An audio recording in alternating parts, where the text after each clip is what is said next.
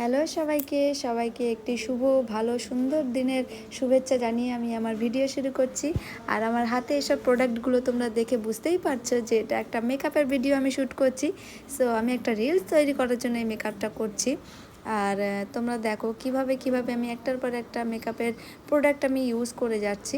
আর তোমরা যদি আমার এই মেকআপটাকে পছন্দ করে থাকো বা ভালোবেসে থাকো আর আমার কাছে এইগুলো শিখতে চাও, অবশ্যই আমার সাথে কন্ট্যাক্ট করো।